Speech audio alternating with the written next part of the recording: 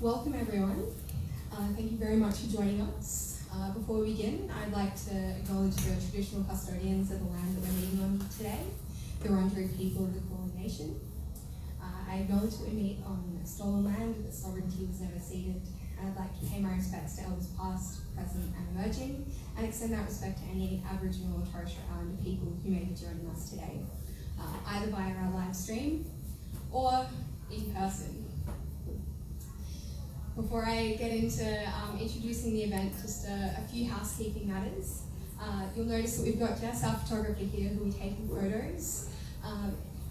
That will be throughout the course of the event. If you don't want your photo on social media, please just let Jess know and she'll be able to manage that for you.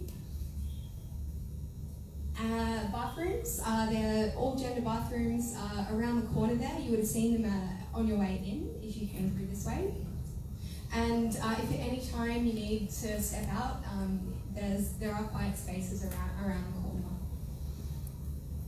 Okay, so that's it for housekeeping. Welcome everyone to Out for Wine.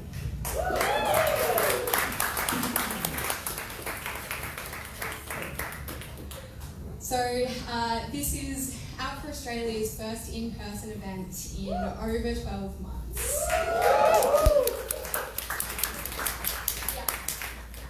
Yes, I can't tell you how excited I am to be here. So my name, for those of you who don't know me, my name is Frances Campbell. My pronouns are she and her, and I'm the Chief Executive Officer of Out for Australia. That's a little bit about me. I'll tell you a bit more in a moment, but I want to get an understanding of who we have in the room. So firstly, could I have a hands up? Who here is currently working in the wine industry or has previously worked in the wine industry? Hands up. Amazing. That's really impressive, and I'm so excited to see such a strong showing. Who here is not from the industry but would probably consider themselves a wine enthusiast? Hands up. Yeah, fantastic. So for those of you at home, that was about a 50-50 split, and I think that shows the incredible interest in an event like tonight. And one last question for you. Well, I don't know what words are, sorry. Whose first OFA in-person event is this? Hands up. Amazing. Okay, so welcome. For those of you that don't know, Out for Australia exists to empower LGBTQIA+ young people to be their authentic selves at work. We run Australia's largest flagship LGBTQIA+ professional mentoring program. We hold events like tonight, although last year they moved completely online. And we also run targeted online content, including a new podcast called Out For You, so feel free to go ahead and check that out. Now, why am I introducing you to this event? Well, in addition to being Out for Australia's CEO, I've also spent over 3 years working in the wine industry myself. I also have 2 qualifications in wine, and my first proper foray into the industry was when I was working in my last hospitality job. This prompted me to take further study, including a 2-week course in France. Yes, it was a very difficult time. And a course at the place which would end up becoming my future workplace. This workplace was an independent fine wine retailer and education centre, and full disclosure, one of our panellists is a former colleague, and another panellist also spent some time working there. It was unintentionally a very queer workplace. Totally intentional. Yeah, so I really loved working there, but unfortunately I made the decision to start my public service career. Unfortunately for the wine enthusiast in me, but very fortunately for the public policy nerd. So that's why I moved to Canberra at the start of last year, but I was always planning to come down to Melbourne for this event because I had such a passion for helping see this event realised. But how did this event come to light? Now, I think, if you connect that story with my story in the wine industry and my story Out for Australia, you'll be forgiven for thinking that I made some sort of captain's call and said, all right, we're doing this event. that's not quite the story. So what happened is that when I was Victorian Director back in 2019, at another event, I was standing outside in the lobby of that workplace, waving the Rainbow Pride flag, introducing people to tell them, the event's up here. And Stephen, who I'll introduce you to in a moment, Stephen was just leaving his office, and he saw me waving this flag, and he said, "Oh, hang on a sec, is there some Pride event happening here?" And I said, "Oh, we're out for Australia," and I gave him the whole spiel, and he said, "That sounds amazing. I'm actually the chair of the Treasury Wine Estates Pride Committee. Let's exchange emails." So we did. And then a few weeks later, we caught up for coffee, and the idea for this event was born. So that was September 2019, which gives you an idea of the fact that this event has been over 18 months in the making. And a classic COVID tale, this event was scheduled for almost exactly this time last year. For some reason, it didn't happen. So in addition to that chance encounter, why else might we be wanting to run an event called Out for Wine? Well, for those of you that aren't in the industry, let me give you a bit of a perspective. For those of you that are in the industry, I think these points will probably resonate with a lot of you. So firstly, the wine industry is a significant part of the Australian economy, contributing over $45.5 billion. Winemaking, grape growing, and wine-related tourism alone employ over 160,000 people, and wine is Australia's fifth largest agricultural export industry. The next point is that the wine industry significantly employs people in regional areas.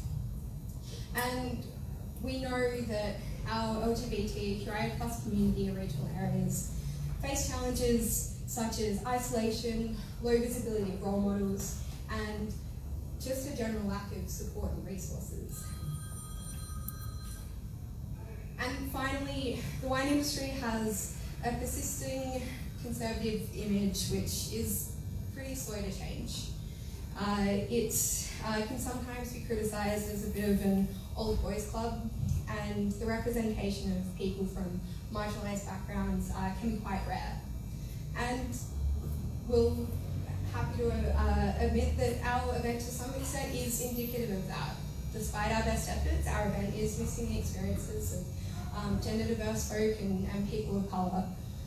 But to put this in perspective, to our knowledge, this is the first event of its kind ever in Australia.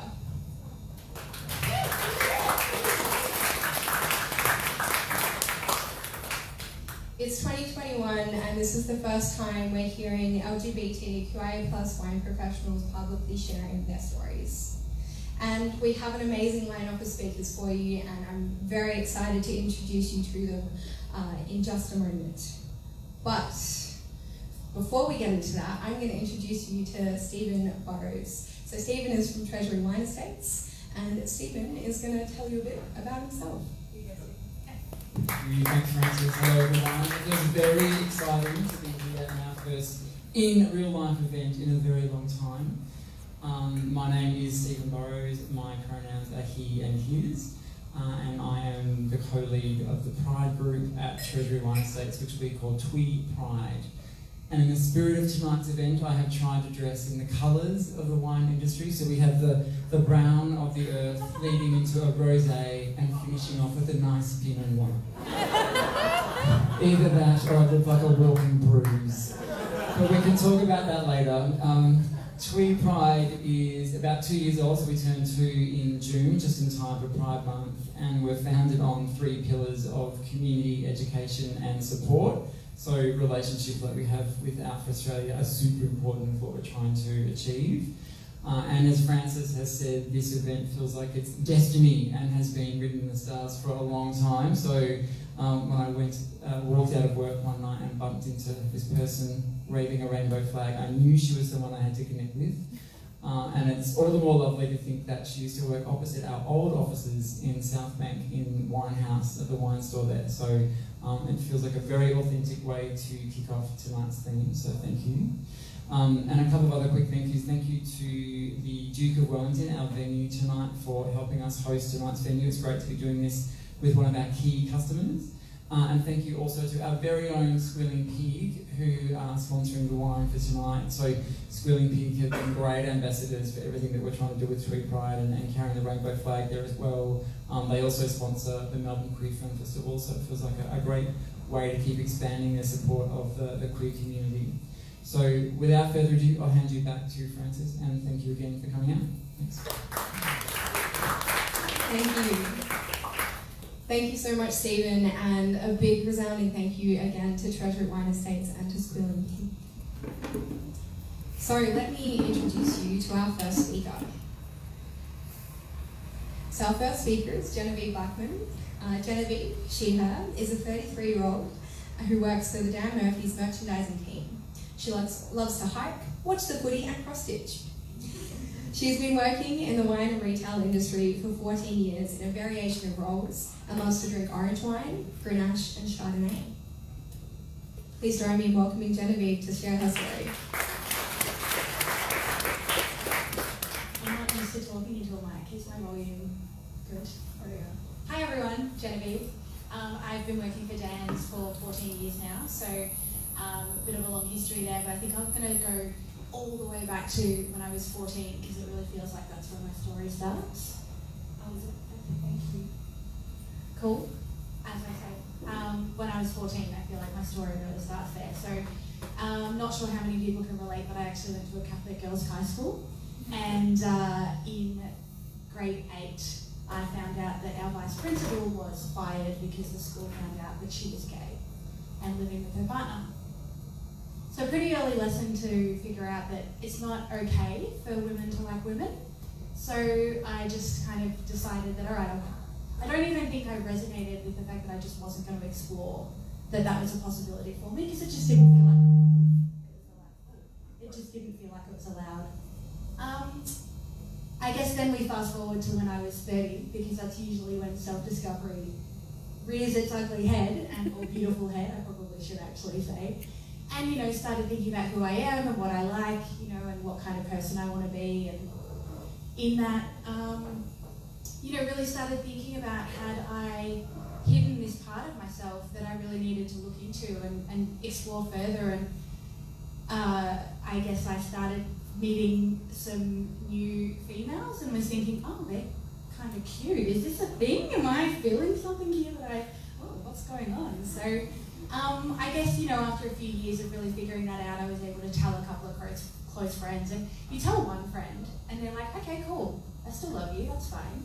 You're Genevieve. I love you for the fact that you're a total dork. I don't love you because, you like a certain gender. And then I think it got to a point where I started feeling like I was going to be a little bit more comfortable to tell people. So, of course, I told my mum, and, that's the big thing. And having mum support me and love me the way she always has and always will was really reaffirming for me. And then it was only last year, so a year ago, I really started telling people.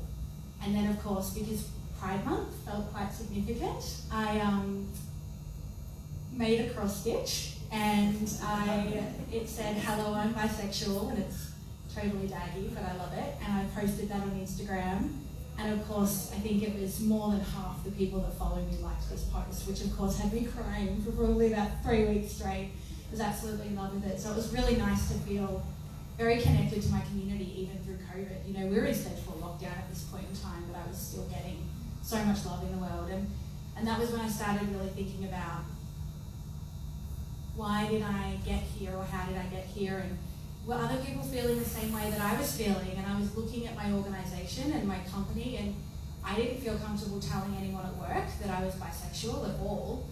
But I wanted to help somehow. So We're at Purple Day kind of came up, and we had a virtual stand-up meeting, which was about 130 colleagues had logged in, and 2 people from the business told their story about why We're at Purple Day matters to them, and I was so inspired. It was just such a beautiful story to hear, and I just jumped on the mic and thought, you know what, guys, I'm going to talk about why We're at Purple Day matters to me. And I told everyone I've been working in the Dan Murphy support office for 6 years at that point, and everywhere at Purple Day, people came in and they wore purple, and I felt supported, and no one knew that they were supporting me, and that's kind of the purpose of Wear a Purple Day. It's so that you can show that you're loving and supportive people that maybe don't feel ready to bring their authentic self into the workplace. And of course, that's me coming out to all of these colleagues, and I'm in a virtual meeting, and I started getting the chats were coming through the meetings, people were texting me, people were sending me hangouts, I was getting absolutely inundated with love and support, and it was the most beautiful thing. So I started bawling, because that's what you do.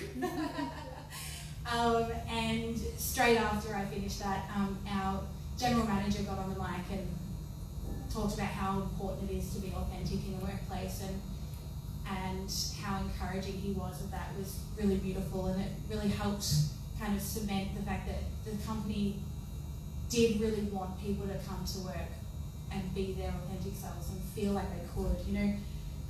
And not long after, I think someone told me 39% of female bisexual women do not come out in the workplace, and that statistic is frighteningly high. And so then I joined the Pride Committee at work, which is Proud at Woolworths, and I've been trying to be an ally and an advocate for the community as much as I possibly can. And we're talking about things like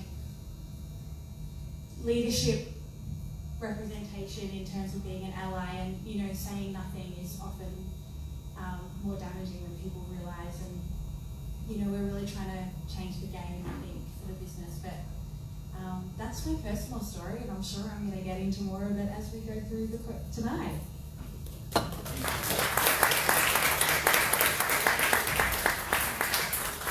Thanks so much for sharing that, Genevieve. And I'll just make a quick note. After our speakers have shared their story, we will be opening up for questions. So start thinking about what questions you might have for our speakers. All right. So I'm very excited to introduce our next speaker, Ben Mullen. Ben, he, him, his, is the winemaker and co-owner of Mullen Vintners. Mullen is a fresh wine label, 3 years young, producing premium wines from the Geelong region in Victoria. Mullen has quickly established a strong reputation for being listed in the James Halliday Top 10 New Wineries 2020 and Young Gun of Wine Top 50 in 2020 and 2021.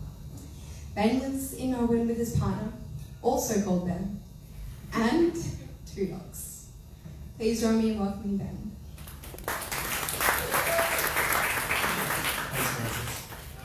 First of all, I wanted to say thanks for Out for Australia for putting this event on. This is really an important event to kind of come up in my calendar. It's the first time, as you said, that this has ever been spoken about in wine, and I've been in wineries for 15 years now, so it's quite a big milestone for our industry, and hopefully it continues and the chats kind of continue. I've got notes. I also want to say thanks to Ben for writing my bio. I hate writing those things. Anyway, hence why Mullen was spoken about a couple of times, because he's the business manager of our business. So my story. My wine story, I grew up in the Barossa Valley and worked at a few wineries there while I was studying winemaking at Adelaide. Finished there in 2012, and then from 2012 started doing vintages around Australia. So West Australia, New South Wales, Victoria, a couple of years working full-time in New Zealand, and then kind of moving back to Victoria and kind of settling down with Geelong and making wines in Geelong. So have kind of travelled along a lot of places and have a lot of stories, but I think for me, really probably 6 or so years ago when I met Ben was when it was really spoken about that I had a boyfriend and I worked in wine and I worked in wineries. It's always an interesting kind of discussion to have, and most of the time was very silent about it and no one knew. And a quick little story when it kind of comes to that. First vintage, 2012, working in a winery, 3 months every day, living with the same people, there was two of us, both gay, and both never spoke about it, and only found out that that person was about a year ago. So it is a very, it's not something that is spoken about, which is upsetting, and that's why these events are important. We got given some kind of dot points of what we need to speak about. I think rather than me kind of going on about where I've worked and who I've spoken to and blah blah blah, I think it's some interesting and really good questions that we got asked that I kind of sat down and really thought about and annoyed my friends with for a few weeks. Just getting really rolled up at dinner parties where I've had too many bottles of vino during the middle of binge where I'm sleep deprived and doing the usual thing that I do.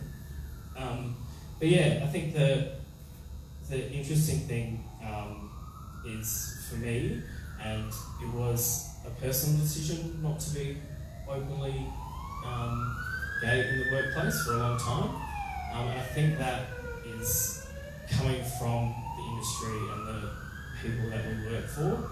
I have always kind of gravitated toward females, and my best friends are female, and so I've worked for female winemakers, and they're some of the most kind of inclusive places that I have worked, but I've also worked for the old white male and the stories that they speak about with their female cellar hands and that sort of thing. You kind of just chuckle and walk away and think it's pretty gross, but that's kind of what you're doing when you're kind of working into wineries. But the personal decision for me not to be openly speaking about liking boys and going out on Tinder dates with boys and while I'm working and all that sort of thing, I think was the fact that I didn't want to put myself in a box walking into a winery and then it being the first thing that's kind of spoken about when I walk in a room, not getting the experience that I got to get, because I was very lucky in the wineries I got to work at, the people I met, the places I went to, and there would have been a few instances that wouldn't have happened if the people that gave me those opportunities knew, which again is not, it's an uncomfortable feeling, and for me now, I don't care. But at that point, being a student, trying to figure out what you want to do with your career and loving your job, but not being able to go forward and how you want to go forward, it's a big decision to make. I think, where am I? God, alright, I've got lots of notes here. It's interesting. Talking about different parts of the industry, definitely more welcoming than others. Wineries, as Francis said, a lot of the wineries that you work in are rural, and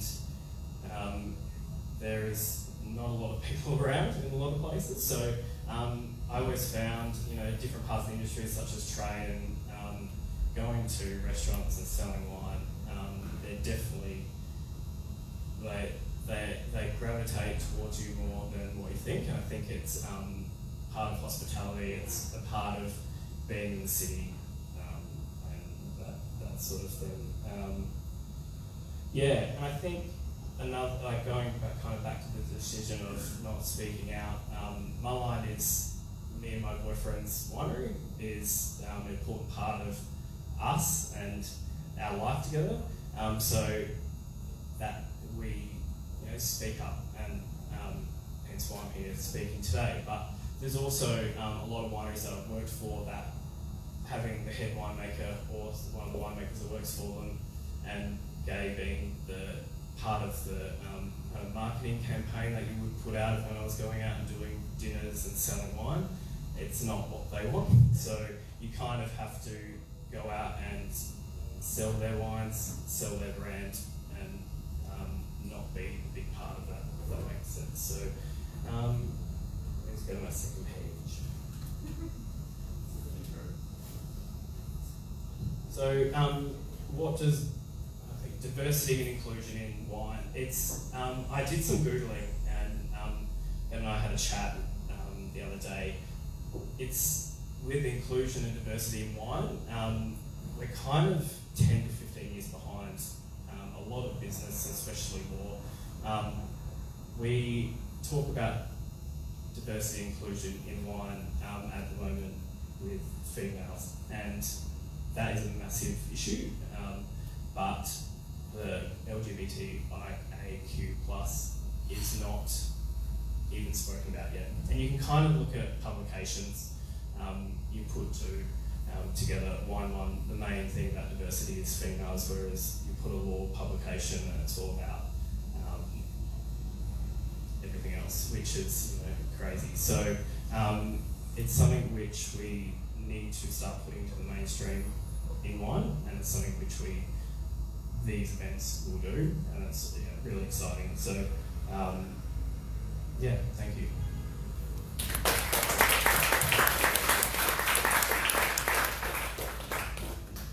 Thank you so much for sharing that story.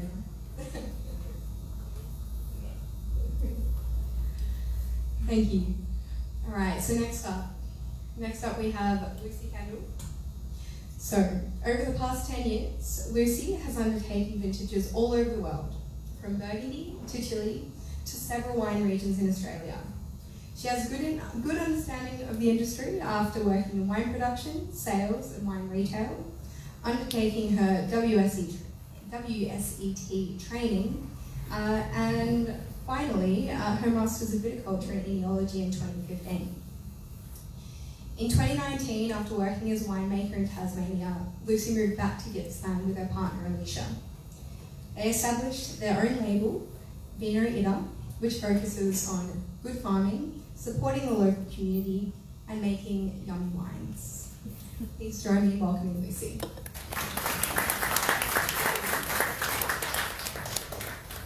Damn, I think I pulled that profile from one of my work profiles. It sounds very like, hello, this is Lucy. Okay. Hello everyone, my name is Lucy. I'm a proud queer winemaker living, growing and making wine in West Gippsland, land of the Gunai people. I just want to start by saying that one of the things I really love about wine is that it can really bring people together, and it really gets us through those tough conversations you have to have.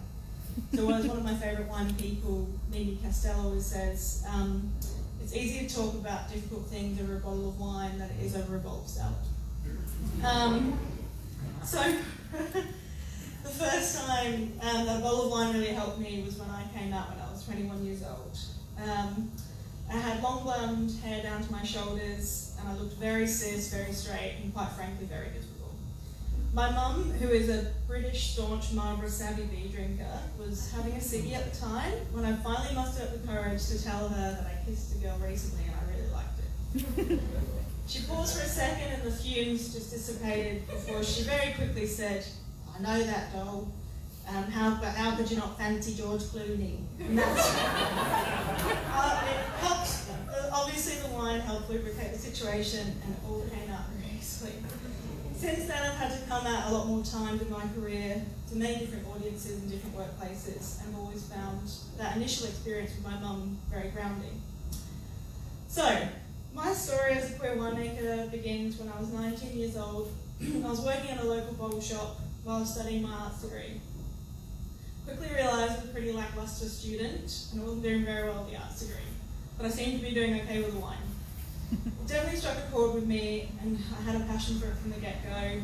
And I know you've probably heard this to death, but it really is the perfect blend of art and science. 14 years later, I've completed my Masters in Winemaking and Viticulture. I've worked in vineyards and wineries in Australia or overseas. I've worked in sales, retail, hospitality, cellar doors. I've worked for all kinds of employers, and I've worked in my own businesses. Having seen many facets of the industry that I have, I've experienced what it is like for a queer person, and I've seen how it's changed a lot over the last decade. I would definitely say that the industry is really wanting of a more inclusive queer space, and I've actually found that rather than there being, a sort of queer space happening within, I've had to bring queer culture from the outside in, mainly just to liven the place up a bit because it gets very boring. In fact, one of the first vintages I completed was for a larger winery in a small town. As Ben said, it can get quite rural and you do go a bit stir crazy and you become a bit of a family. So the family that I inherited when I was a young emerging winemaker was pretty youngish to oldish straight men, very cis, very white, and it was really clear to me that at the time what was happening in the industry was replicating the wider context of the time. So people were starting to question things, but gendered roles were still very much at play. Men were doing certain tasks, such as the forklifting and heavy lifting, and women were doing the lab work, and they were doing all the picking of the fruit and sorting.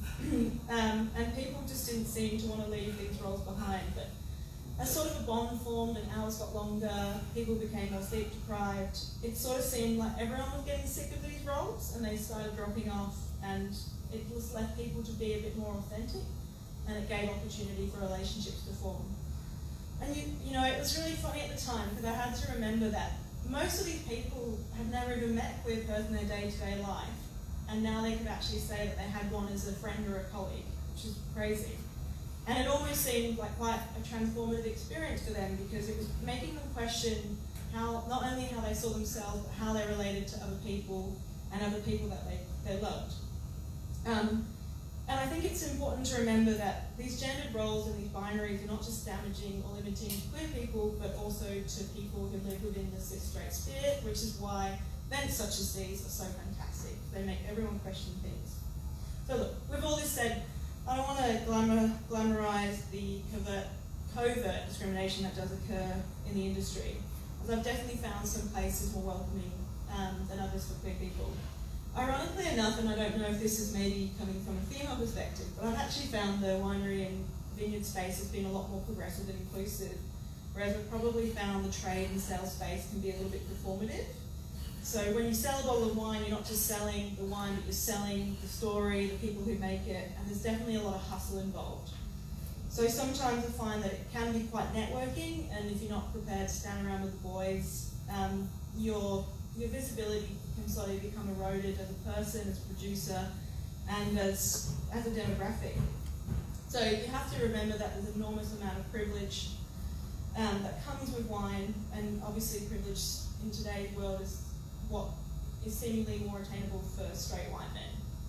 And it also requires a lot of financial stability to do what we do every day, which is, what Ben and I do, which is invest in vineyards, fruit, equipment. It's only available to a certain few. So I'm aware of my privilege as a young woman who does not only have the financial support to do what I do, but also have the self-belief afforded to me that many have not. And I also would say that on average, the wine industry and the wine community is fantastic, and for every one wine wanker, there are 100 bloody legends. Sorry. Oh, shit. Yeah. Whoa, shit. Thank you. Still a lot this way. So yeah, one of the questions posed for this event was, what does diversity and inclusion look like in the queer Australian wine world? So rather than, I didn't really ask many friends, this asked my partner a lot. And she was sitting there on the couch, and cynically she said, what, for all of the 5 people who were queer in it, it's actually 4 people? 4. But I definitely felt really disheartened when I was thinking about this event, because it made me realise that it is such a small community.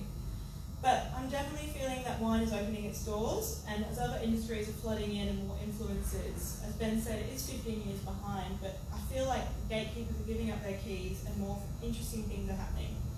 And for a while now, particularly since COVID, I've definitely seen a changing shift of what wine can be.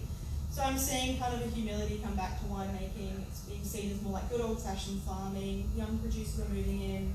They're seeking out different career paths, and they're reframing what it is to make wine, which is really exciting. And it's changing the idea that wine has to be this lucrative, elusive product, and that it can break down barriers and bring more diversity and inclusion in the space. And events like these are fantastic because they show us that, there are people out there who want to change the space. So, including my fellow panelists. And just finally, for advice for people, queer people getting into the industry, just remember that there are many different pathways to come through. So you may see one path that people pursue, but there are many people out there who work in wine in several different ways. So there are some people who are quite ego-driven. They're like, I want to make the best wine possible. But then there are a lot of people who are about community and social causes, they're about good farming, about bringing people together. So my word of advice would just be have fun, be brave, and don't ever feel like you don't belong in the space. So thanks everybody. And thanks for sharing. Thank you very much for sharing your story, Lucy. Thank you. Okay, so we've got our final speaker, and I hope that you're thinking of some questions. We'll be opening it up after our next speaker. So, Grant Shakluna, him, is Assistant Manager, Communications Lead, and in-house wine educator at independent fine wine store Winehouse, Melbourne. Having worked there for over 10 years, Grant advises to collectors on iconic and cellar-worthy Australian and European wines. As an educator, Grant teaches regular events at Winehouse, including the Back Vintage Fine Wine Night and WSET Level 1 for new wine professionals. Grant has attended international trade experiences, including the Jackson Family Wine Symposium in California, Sauvignon 2019, and the Chardonnay Sparkling Symposium in New Zealand. Grant was also selected as the fellow for the Australian Alternative Varieties Wine Show. And there's another also. Grant is also a trained screenwriter and director, having completed many short films and a feature film. He still regularly writes for TV. Please join me in welcoming Grant.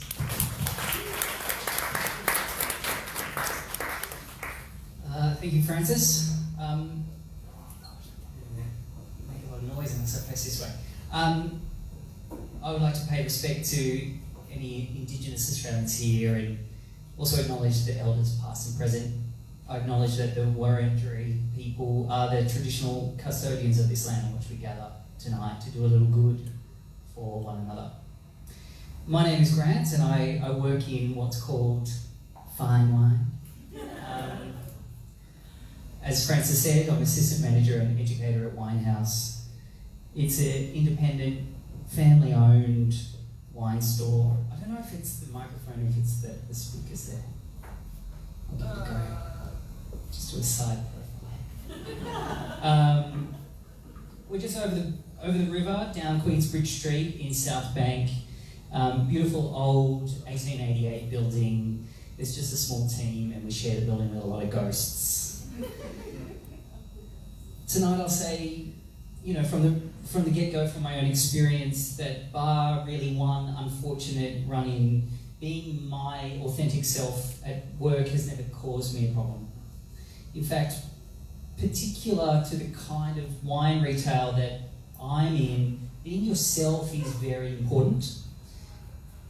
You know, customers want to know what you're drinking, wineries you've been to, what you had for dinner, what you paired with it. And so your passion and your authenticity helps them to feel confident with the wine that they're buying. So perhaps from my experience dispensing with the idea that sexuality or gender identity is a barrier to entry into fine wine retail, what then am I going to speak about? What then is a barrier?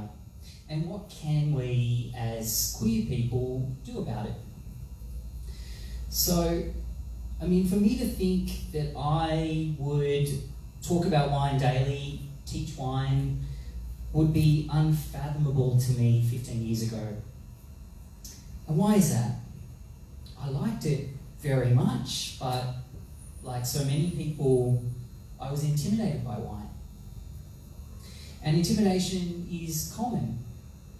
And I believe intimidation is something that the industry needs to battle, because it holds people back from fully enjoying wine, it holds people back from pursuing careers in wine, when we have this feeling that we don't know enough and we'll be unmasked.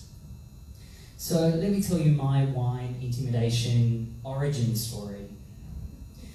I discovered wine in my uni days and I thought, yeah, better than vodka. And so I joined the Wine Selectors Wine Club, and they would send me wines with tasting notes, and the note would say, blackberry, licorice, and exotic spice. And I thought,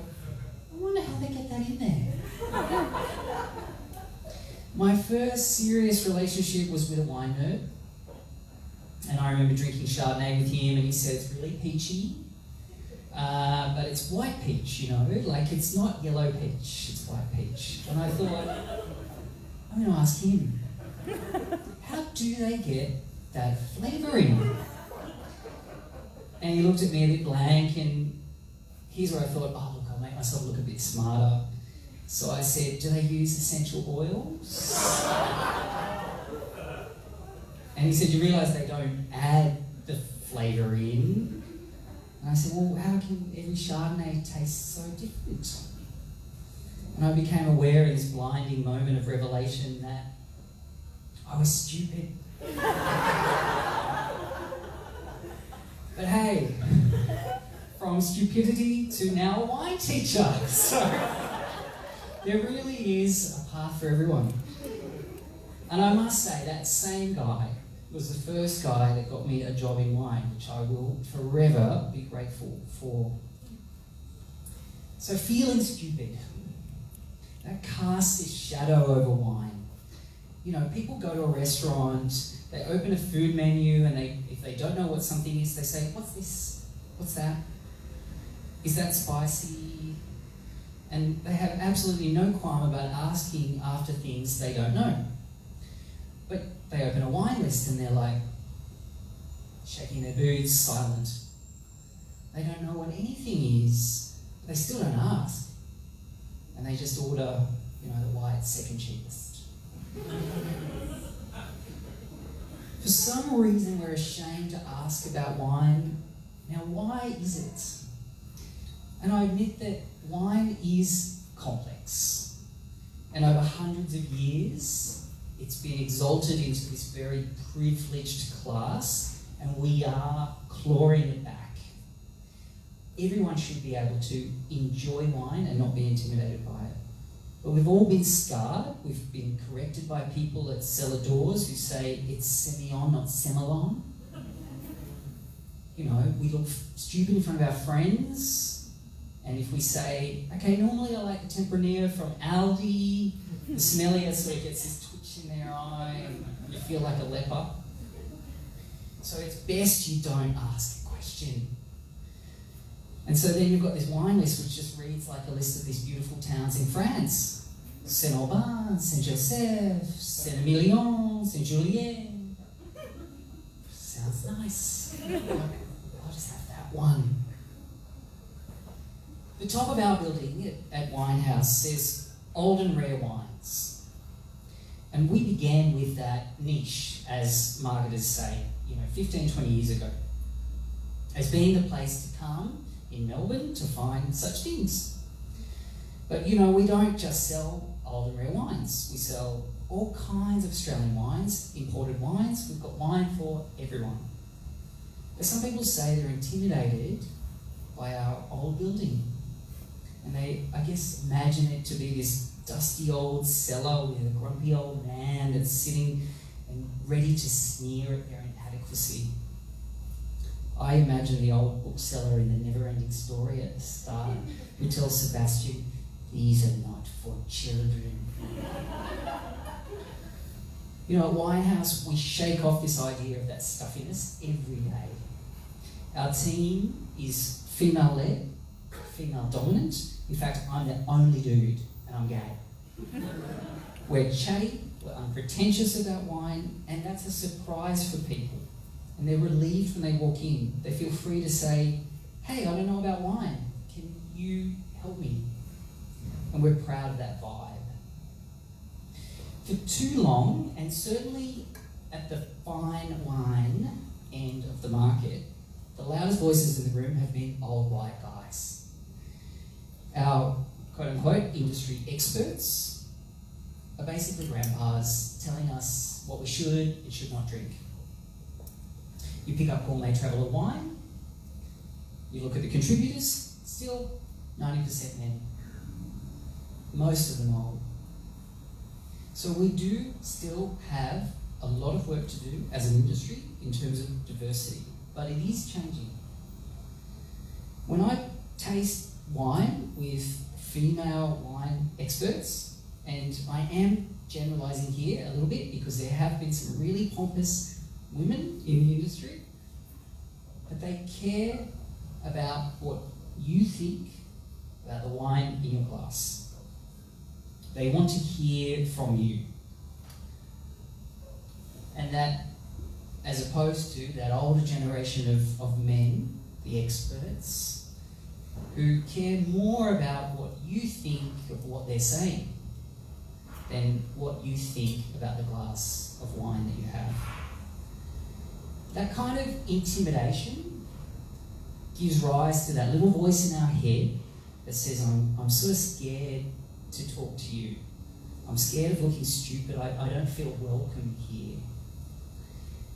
Is that inner voice recognisable to us? And I'm not asking that as a wine lover, I'm asking you as queer people. We know that feeling.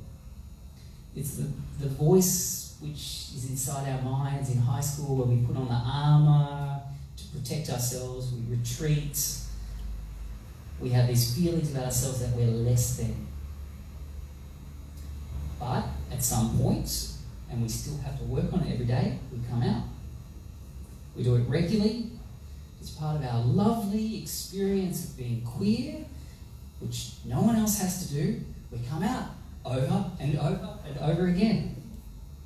Some of us do it easily all the time. Some of us do it some of the time. Some of us wish we could do it more. But we say, actually, I deserve to be here. I'm not taking up any more space than the space that you're taking up. And that's pride. So pride is our superpower as queer people. Superman can fly, Wonder Woman has her awesome electric lasso. We as queer people have pride.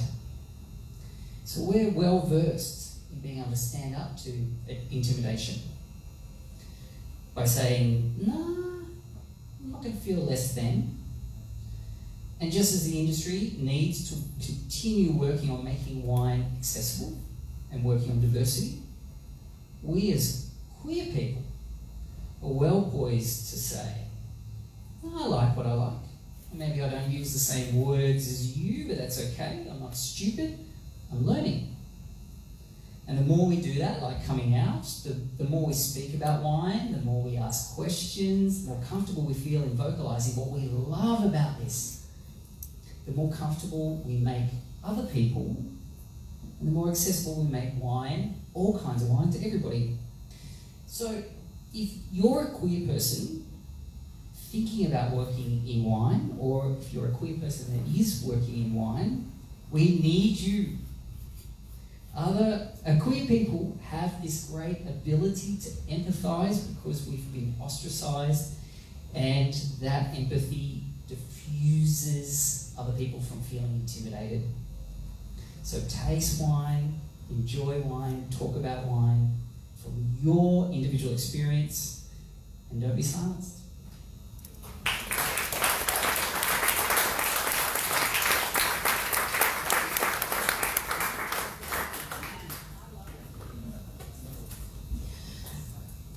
Thank you so much, Grant, and thank you to our wonderful speakers for sharing their stories. All different experiences and all different messages to take away.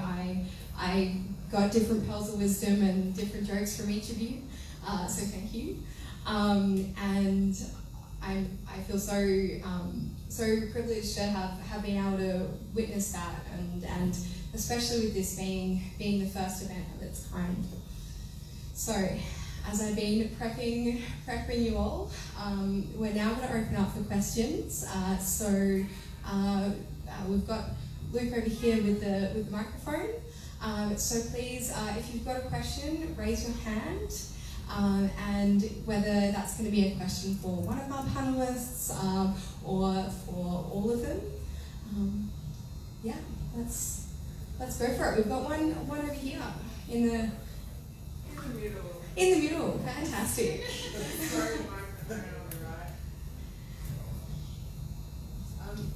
Hi there, thanks everyone for your time tonight. It's been really interesting to hear some different perspectives across the industry. So, we know that last year wine was right up there next to jigsaw puzzles as an essential. But I'm really curious to hear, given that wine is so social and normally so associated with going out, with entertaining, with being amongst friends or colleagues or whatever, what kind of experiences you had in your different places across the industry and different kind of tiers of consumer. What was different last year, and what are you seeing that's kind of stuck as we've moved into the, dare I say, COVID normal new world that we live in? Thank you, great question. Yeah, Genevieve? Yeah, I'll start us off. So I think for me, and this is a little bit personal, but hopefully it helps, we were all working from home at Dan Murphy's because it's retail, we could just, work in our home offices, and I felt like I had this armour, actually, which was the screen in front of me, and I think it did definitely give me an extra layer of protection. So, all that fear that I'd been holding on to, that I'd not figured out how to let go of, suddenly I felt as though, I could be really vulnerable, and I could really talk about what was going on and why I was afraid to talk about who I was, and why I was afraid to, I'd spent my whole career just being one of the boys because that was the only way that I felt that I could move forward with my career, and I was able to just let that all go because there was this thing there. And then what happened was the complete opposite to what I expected, whereas everyone actually threw themselves at me with this love and support. And all of a sudden then I felt like there was no screen, there was no virtual world, and it actually broke a lot of the cultural stigmas and norms that we've been holding on to in terms of how you had to behave and what rules you had to follow. And all of a sudden you were seeing people's kids run through the background, and you were seeing people talk about their stories and sharing their lives, and it made it feel a lot more welcoming to just be authentic in every facet of the world, not just for the LGBTQ plus community. And so I think that was our experience, and definitely ended up being a very positive one in the end.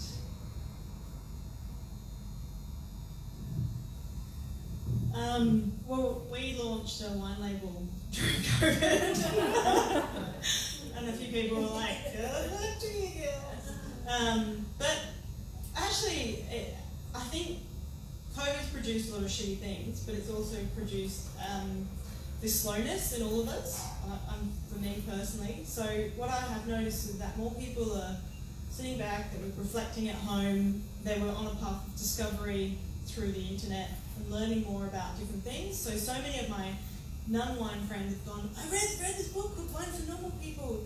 Can you decipher some stuff? And they've all taken on wine as a new hobby and seen it through a different perspective. And it's become a little bit more homebody based and more about just chilling out with your friends rather than it being about a status thing, which is what I think is really fantastic. So even though it was probably a bad time to launch a label, I think in a way it was almost the best time because people were willing to sit back and take a bit longer than they normally would. So.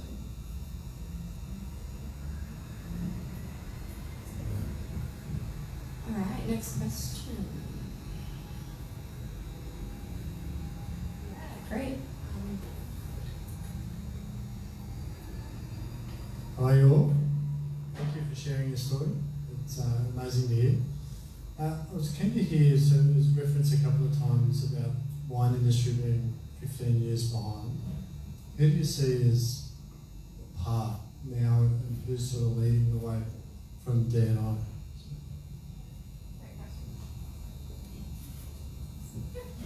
Yeah, awesome question. I think as Lucy has kind of, she said when she was speaking, that there is this kind of new group of younger winemakers kind of coming out and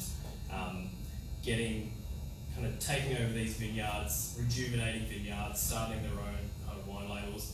I was the same with Lucy. We kind of released our main set of wines in the middle of COVID, and scary time because I got out for I think 2 weeks of trade, doing some restaurant work. Everyone ordered some wine, and then boom, everything shut down, and you're getting emails and no one paying bills, and you're like, oh shit, what is going to happen to us now? We've got all this wine kind of sitting around. But there is this kind of amazing group of winemakers, especially in Victoria, where in Gippsland, in Geelong, in Western Victoria, Central Victoria as well, who kind of all come together and do events, and it is really inclusive, and I think it's kind of the new wave of where we're kind of pushing forward with, I think, knowing a few friends of mine who do work at one of the publications up in Sydney.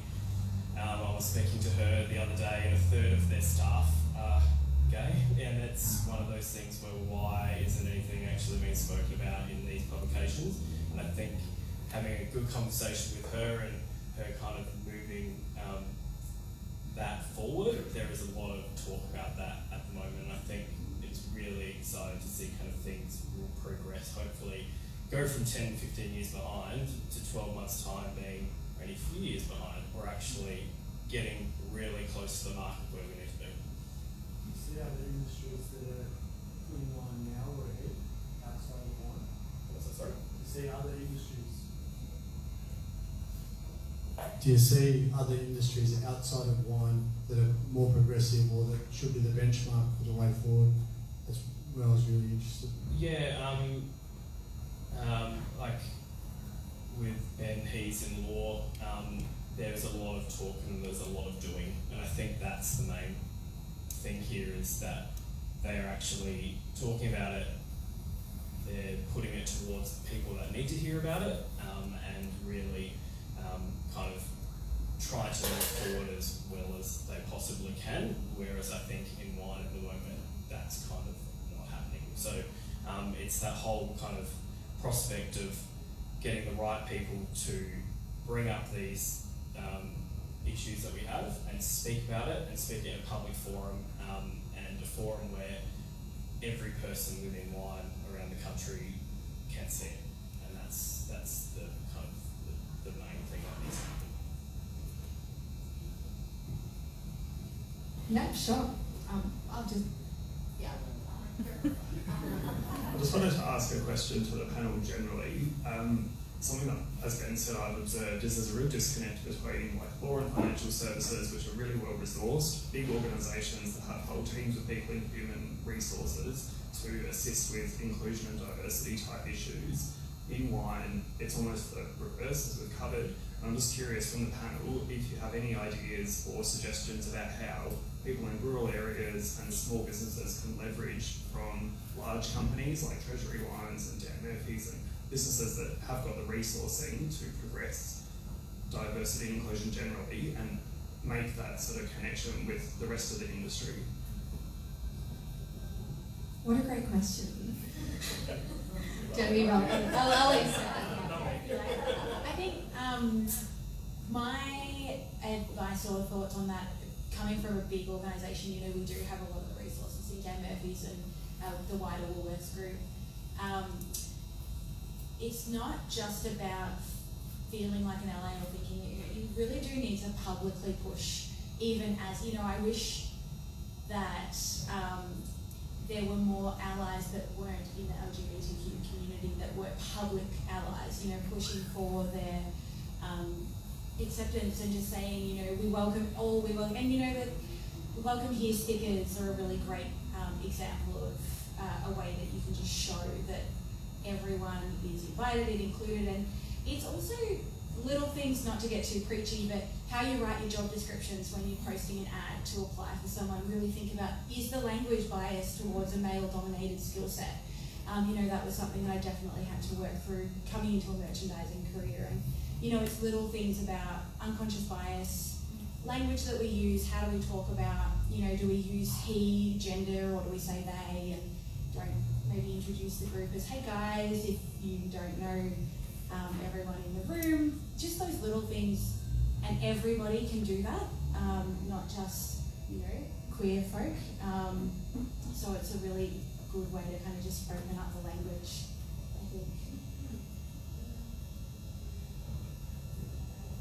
Well, I mean, I think corporations have a responsibility to do this, but I think that it's also a grassroots thing. Like, I think this industry is very much story-based, and so the stories of the people who create the wines, and for decades, that if it's not big brands or corporations, they've been families, and those families have all looked the same. And so what we need to do is to tell different stories and to empower people like me and people that are representing your wines out there with the consumer to tell those stories, to just start to show that there is a different kind of wave coming that exists already and is coming. Yeah, I really like what you said about more inclusive language, and one of the difficulties of being based in a regional area is that it is harder to mobilise action, and you are in a small business and you only have limited resources. But one of the ways that I've found for us is just joining the local wine community, going to more of these events, and even though sometimes I do feel a bit of a misfit, I mean in my current community, I think we're the only female winemakers apart from Jess, yeah. So, and Philippa as well, but it's quite rare. So even as just going there, and as Grant really well put, said before about, queer people have this power of being able to empathise and get onto people's level. I find that queer people are so good at asking questions and then building a bit of that community, which can then leverage from that platform to a wider platform. So I think it's something also that you should consider every time you create a business. What are your business values? What are you trying to say with that? How are you coming across? And that point about inclusivity was fantastic, about more inclusive language. So, yeah.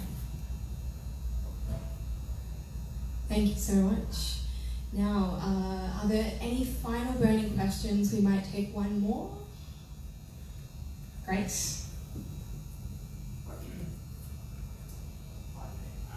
I'm Mullen. I'm not in the wine industry, but a great fan. Tonight's been wonderful for us to experience what you've had to say. So I love what Grant had to say about, I'm assuming your point was that queer people add a great level of talent that some businesses might be missing out on if they don't recognise that. So that's a really amazing message. But I wanted to ask the question, for businesses that are starting that journey of establishing a private committee or trying to find their feet in terms of properly dealing with diversity in the right way, what are the key initial steps, do you think, for sort of a medium to larger enterprise? I guess Genevieve touched on some of that earlier. What do you think that maybe one or two first steps that a large organisation really needs to do to set themselves in the right direction? Yeah, I might tongue in cheek give a bit of a plug to Out for Australia and say feel free to come chat to me afterwards, or our Victorian team. But yes, Genevieve, did you want to start with that one? Sure. I think. Give me the last part of the question again. Sorry. So, what can organisations do when they're just starting on the journey to be more inclusive for LGBTQIA+ people? Yeah, good one. I think it is recruiting everyone as an ally and not just asking the LGBTQ+ community to do the grunt work. So we have a really great proud committee at Woolworths, and we have a mix, which is really great. There are allies involved, there are also LGBTQ+ people. But I think outside of that, for Mardi Gras specifically, we really went on like an ally hunt, and we asked everyone to do ally training, and it was more about getting everyone to know what they can do and how they can help, and not just talking to the queers. My friend calls them the alphabet mafia, which I find quite so yes, I think that's probably the big first thing that I would try and do. Yeah. Yeah, I think the same. I think the allies thing is a really important part of building a new group, because even if they aren't queer, their brother, their sister, their parents, their best friend. And I think people that have queers around them, they want to get involved as much as they possibly can. with those sorts of groups and just show support, and that's the main thing. Support is probably the biggest. Feeling comfortable, having the support to be your true self at work.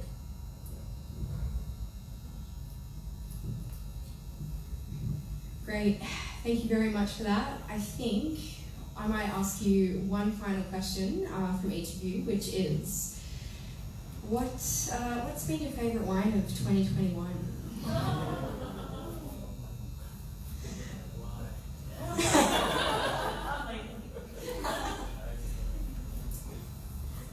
I can see some...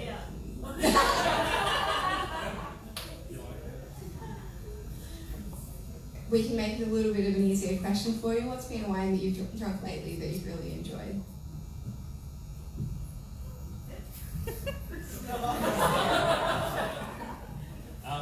Well, yeah, I mean, I've just had 8 weeks of grapes to grape juice to making wine, so wine is not really on my radar right now, but I'm trying to have a little bit of a break before I start getting into finishing them off.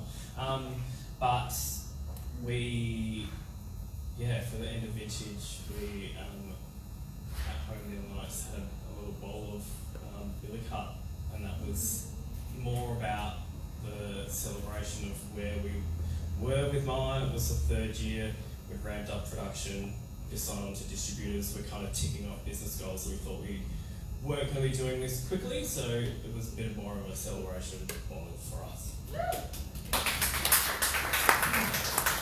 The theme of the night must be champagne.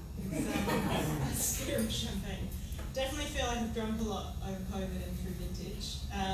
But yeah, we had a really nice Andre Clouet champagne recently, and that definitely touched the spot. So it's got to be that. There's a few strong contenders, but yeah, otherwise, beer. There's so many, but I think there's a winery, Sorenberg, in Beechworth, and they Beechworth were really affected by fires and smoke taint, and all the wineries basically lost their entire vintage. Sorenberg created their wine in a different way, and they released it as a much cheaper label, and to taste that is a sort of sign of resilience of how you can battle and still bring something delicious to people. So the Inkerman Road Gamay from Sorenberg is probably my favourite wine I've tried this year for all those reasons.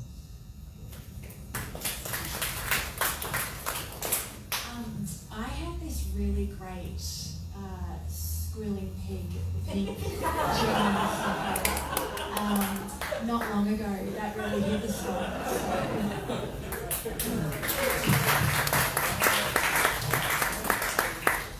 I think that was the perfect way to end. Thank you so much, Genevieve.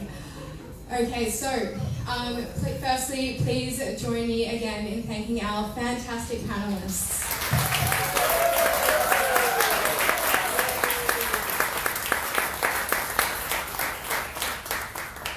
A couple more thank yous before we let you enjoy the delicious squealing pig wine on offer. So, firstly, another big thank you to Treasury Wine Estates and Stephen and the team. Thank you. A really big thank you to all of our Out for Australia volunteers, all of those that are wearing these lanyards, to Rhiannon and to Kanika, who led this event, our first event in over 12 months. And you've done such a fantastic job. Thank you so much for all of the work that you put into this. And last but not least, a big thank you for all of you. I can't tell you how amazing it is to see such a full room of people. So thank you for showing up tonight. Please enjoy the rest of your evening. Chat, connect. If you've got other questions that you didn't get to ask our panelists, please go ahead and chat with them. And thank you.